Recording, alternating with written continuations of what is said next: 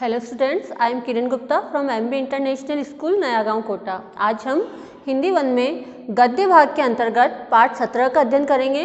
पाठ 17 का नाम है कारतूस और इसके लेखक हैं श्री हबीब तनवीर। हबीब तनवीर 1923 में छत्तीसगढ़ के रायपुर में हबीब तनवीर का जन्म हुआ और 1944 में नागपुर से इन्होंने स्नातक की उपाधि प्राप्त की। नाटककार, कवि, पत्रकार, नाट्य निर्देशक, अभिनेता जैसे कई रूपों में इन्होंने ख्याति प्राप्त की। हबीब तनवीर ने लोक नाट्य के क्षेत्र में भी महत्वपूर्ण कार्य किया। कई पुरस्कारों, फेलोशिप और पद्मश्री से इन्हें सम्मानित किया गया। इनके प्रमुख नाटक हैं आगरा बाजार, चरणदास चोर, देख रहे हैं नैन, हिरमा की अमर कहानी। इन्होंने बसंत ऋतु का सपना, शाजापुर की शांतिबाई, मिट्टी की गाड़ी और मुद्रा राक्षस नाटकों का आधुनिक रूपांतर भी किया है।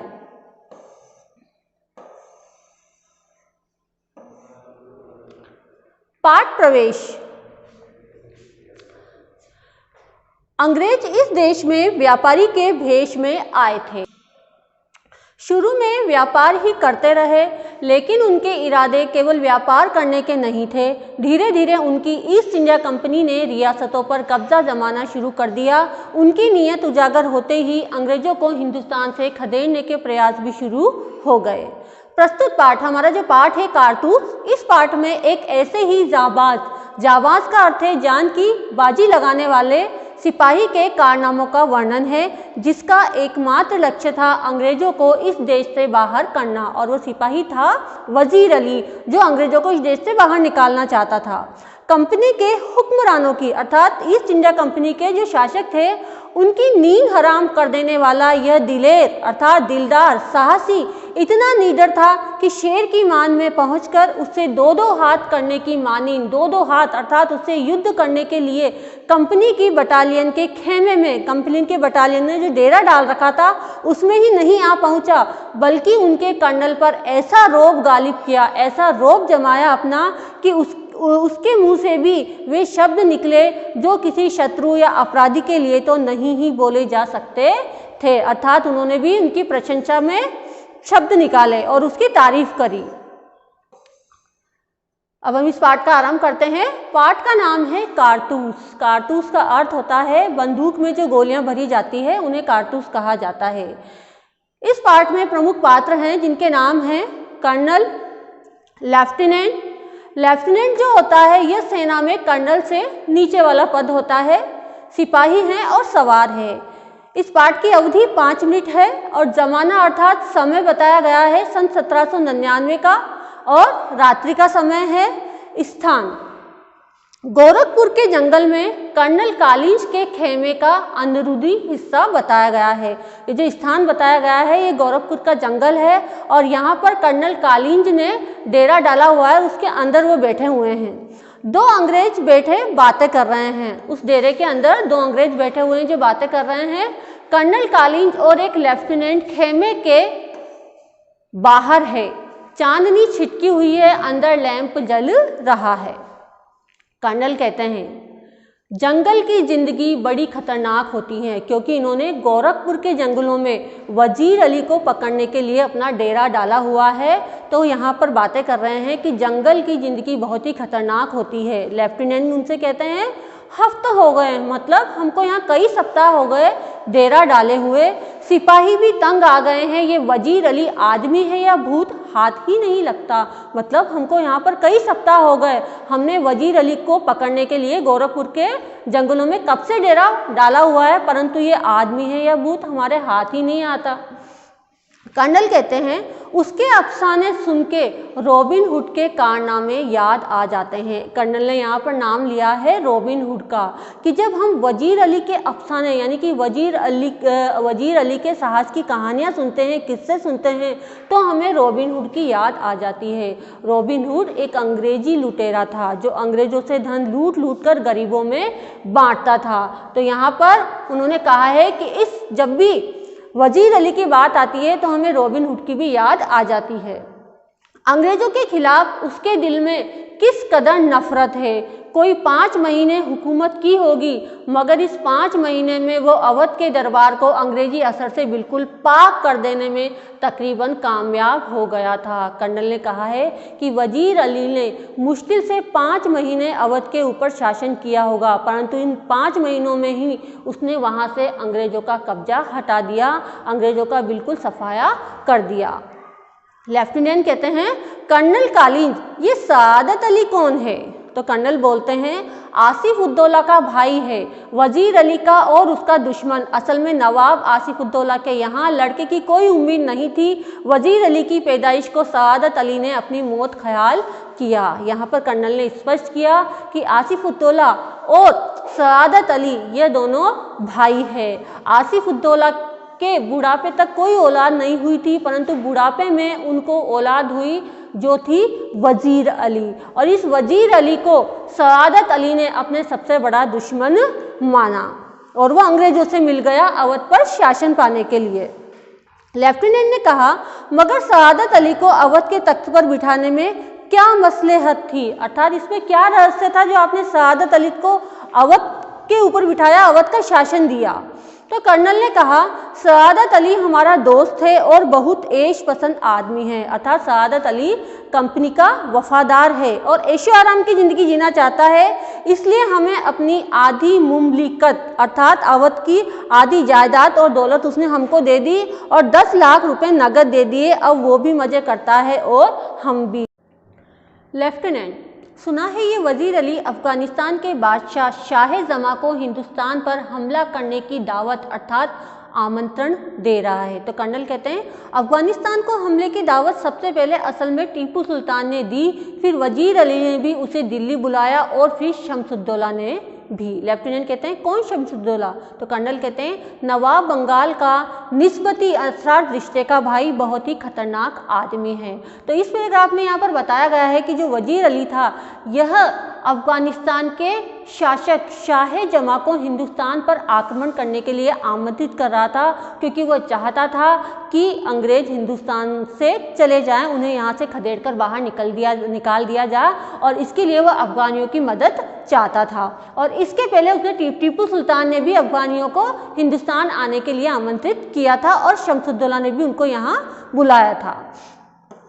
इसका तो मतलब ये हुआ कि कंपनी के खिलाफ सारे हिंदुस्तान में एक लहर दौड़ गई है।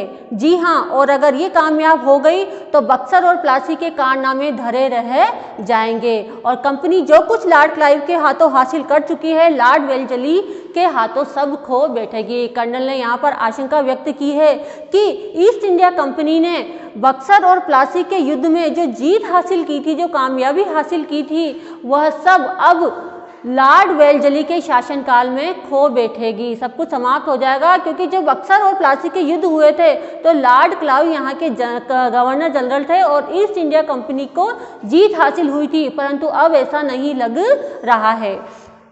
लेफ्टिनेंट कहते हैं वजीर अली की आज़ादी बहुत खतरनाक है, हमें किसी न किसी तरह इस शख्स को गिरफ्तार कर ही लेना चाहिए। कर्नल, पूरी एक फौज लिए उसका पीछा कर रहा हूं और बरसों से वो हमारी आंखों में धूल झोंक रहा है, अर्थात हमें धोखा देता आ रहा है और इन्हीं जंगलों में फिर रहा है और हाथ नहीं आता। उसके साथ चंद जाबाज है, यानी कि थोड़े से सिपाही हैं, मुट्ठी भर आदमी, मगर ये दमखम अर्थात वजीर अली के पास थोड़े से सिपाही हैं, लेकिन फिर भी जो साहस और शौर्य की भावना है वो बहुत ही काबिल तारीफ है। सुना है वजीर अली जाति तौर से भी बहुत बहादुर आदमी है। जाति तौर से मतलब व्यक्तिगत रूप से भी वो बहुत बहादुर है। बहादुर न होता तो यूं कंपनी के वकील को कत्ल कर देता। कर्नल कहते हैं अगर बहादुर नहीं होता तो वह इस तरह से ईस्ट इंडिया कंपनी के वकील का कत्ल नहीं करता। ये कत्ल का क्या किस्सा हुआ था कर्नल? तो कर्नल कहते हैं किस्सा क्या हुआ था, उसको उसके पद से हटाने के बाद हमने वजीर अली को बनारस पहुंचा दिया और 3 लाख रुपया सालाना वजीफा मुकर्रर कर दिया। यहाँ पर कर्नल उसको बता रहे हैं कि जब वजीर अली को अवध के शासन से हटा दिया गया और बनारस पहुंचा दिया, अंग्रेजों ने उससे उसका शासन छीन लिया, उसको बनारस पहुंचा दिया और उसके गुजारा भत्ते के लिए, उसकी परवरिश के लिए 3 लाख सालाना रुपये यानी कि 3 लाख वार्षिक रुपये निश्चित किए। कुछ महीने बाद गवर्नर जनरल ने जब उसे कलकत्ता बुलाया तो वजीर अली कंपनी के वकील के पास गया जो बनारस में रहता था और उससे शिकायत की कि गवर्नर जनरल उसे कलकत्ता में क्यों तलब करता है। उसे बनारस से कलकत्ता बुलाया गया था, तो उसने वकील से शिकायत की कि उसे यहाँ क्यों बुलाया गया।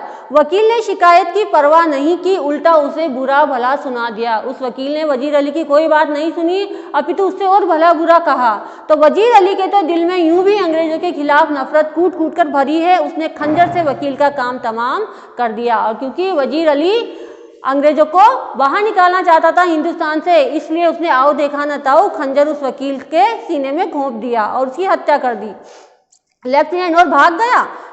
कर्नल कहते हैं अपने जानिसारों समेत आजमगढ़ की तरफ भाग गया। आजमगढ़ के हुक्मरान ने उन लोगों को अपनी हिफाजत में घाघरा तक पहुंचा दिया। अब ये कारवां इन जंगलों में कई साल से भटक रहा है। तो कर्नल ने यहाँ स्पष्ट किया है कि वो जो वजीर अली था अपने थोड़े से सिपाहियों के साथ आजमगढ़ की तरफ चला गया और आजमगढ़ का जो शासक था उसने उनकी मदद करी और उन्हें घाघरा नदी तक पहुंचा दिया और अब वो वहाँ के जंगलों में कई सालों से भटक रहा है। लेफ्टिनेंट कहते हैं मगर वजीर अली की स्कीम क्या है, मगर वजीर अली जो है इसकी क्या योजना है।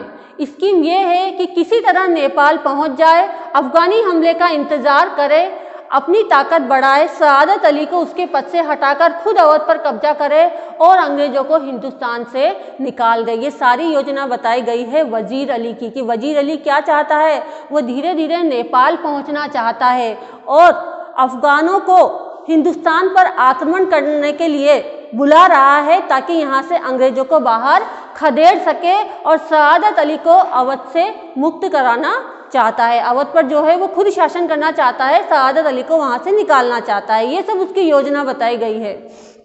तो लेफ्टिनेंट कहते हैं नेपाल पहुँचना तो कोई ऐसा मुश्किल नहीं, मुमकिन है कि पहुँच गया हो। हमारी फौजें और नवाब सआदत अली खां के सिपाही बड़ी सख्ती से उसका पीछा कर रहे हैं। हमें अच्छी तरह मालूम है कि वो इन्हीं जंगलों में है। एक सिपाही तेजी से दाखिल होता है। कर्नल कहते हैं उठकर क्या बात है।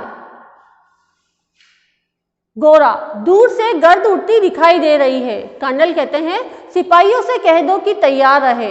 सिपाही सलाम करके चला जाता है। लेफ्टिनेंट जो खिड़की से बाहर देखने में मसरूफ था, गर्द तो ऐसी उड़ रही है, यानी कि धूल तो ऐसी उड़ रही है जैसे कि पूरा एक काफिला चला आ रहा हो, अर्थात जैसे पूरा का पूरा पैदल यात्रियों का समूह चला आ रहा हो, मगर मुझे तो एक ही सवार नजर आता है। कर्नल खिड़की के पास जाकर हाँ एक ही सवार है, सरपट घोड़ा दौड़ाए चला आ रहा है। तो लेफ्टिनेंट बोलते हैं और सीधा हमारी तरफ आता मालूम होता है।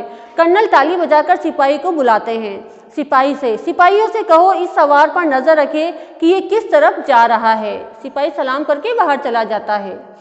शुब्बे की तो कोई गुंजाइश ही नहीं। लेफ्टिनेंट कहते हैं कि शक की तो कोई गुंजाइश ही नहीं है, तेजी से इसी तरफ आ रहा है। तो सवार मुझे कर्नल से मिलना है। जो सवार आता है वह आकर बाहर से कहता है कि मुझे कर्नल साहब से मिलना है। जो गोरा कहता है बहुत खूब। सवार बाहर से कहता है सी। गोरा अंदर आकर हुजूर सवार आपसे मिलना चाहता है, भेज दो अंदर। लेफ्टिनेंट कहते हैं वजीर अली का कोई आदमी होगा, हमसे मिलकर उसे गिरफ्तार करवाना चाहता होगा। लेफ्टिनेंट क्या अनुमान लगाते हैं यहाँ पर कि यह जो सवार आया है जरूर वजीर अली का कोई आदमी होगा और हमसे मिलकर अर्थात अंग्रेजों से मिलकर वजीर अली को गिरफ्तार करवाना चाहता होगा। तो कर्नल कहते हैं खामोश रहो। सवार सिपाही के साथ अंदर आता है। आते ही पुकार उठता है तन्हाई तन्हाई, अर्थात सवार कहता है कि मुझे एकांत चाहिए। कर्नल साहब कहते हैं साहब यहाँ कोई गैर आदमी नहीं है, आप राजे दिल कह सकते हैं, अपने दिल की बात आप कह सकते हैं, यहाँ कोई बाहर का आदमी नहीं है। तो सवार कहता है दीवार हमगोश दारत तन्हाई, अर्थात वो सवार कौन था, वजीर अली था। वह कहता है कि दीवारों के भी कान होते हैं, मुझे एकांत चाहिए। कर्नल लेफ्टिनेंट और सिपाही को इशारा करता है, दोनों बाहर चले जाते हैं। जब कर्नल और सवार खेमे में तन्हा रह जाते हैं तो जरा वफके के बाद चारों तरफ देखकर, वफके मतलब चारों तरफ वो एक तरह से जानकारी ले लेता है। उसके बाद सवार कहता है आपने इस मुकाम पर क्यों खेमा डाला है, मुकाम पर आपने इस जगह पर क्यों डेरा डाला हुआ है। तो कर्नल कहते हैं कंपनी का हुक्म है कि वजीर अली को गिरफ्तार किया जाए, लेकिन इतना लावशकर क्या मायने। लावशकर मतलब आपने जो इतनी युद्ध सामग्री और इतने सारे सैनिक जो इकट्ठे कर रखे हैं, इनकी क्या आवश्यकता है। कर्नल कहते हैं गिरफ्तारी में मदद देने के लिए। वजीर अली की गिरफ्तारी बहुत मुश्किल है साहब। कर्नल कहते हैं क्यों? वो एक जाबाज सिपाही है। जाबाज मतलब वह जान की बाजी लगाने वाला सिपाही है। मैंने भी ये सुन रखा है। आप क्या चाहते हैं? चंद कारतूस। कारतूस मतलब मुझे चंद कारतूस यानी कि बंदूक की गोलियां चाहिए। किस लिए? वजीर अली को गिरफ्तार करने के लिए। कर्नल कहते हैं ये लो 10 कारतूस। कर्नल उसे 10 कारतूस देते हैं। सवार हंसता है और शुक्रिया कहता है। तो कर्नल उससे पूछता है आपका नाम क्या है? सवार कहता है वजीर अली। अपना नाम क्या बताता है? वह सवार स्वयं वजीर अली था, जिसकी खोज में कर्नल, लेफ्टिनेंट सब लगे हुए थे और उन्होंने गोरखपुर के जंगलों में कई सप्ताहों से डेरा डाला हुआ था। वो स्वयं उसके सामने था। आपने मुझे कारतूस दिए, इसलिए आपकी जान बख्शी करता हूं। यह कहकर बाहर चला जाता है। टापों का शोर सुनाई देता है। कर्नल एक सन्नाटे में है। हक्का बक्का खड़ा है कि लेफ्टिनेंट अंदर आता है। कौन था? लेफ्टिनेंट पूछता है कर्नल से कौन था? तो कर्नल दबी जबान से अपने आप से कहता है एक जाबाज सिपाही था, अर्थात वह एक स्वाभिमानी, जान की बाजी दे देने वाला वीर सिपाही था, वजीर अली। Thank you.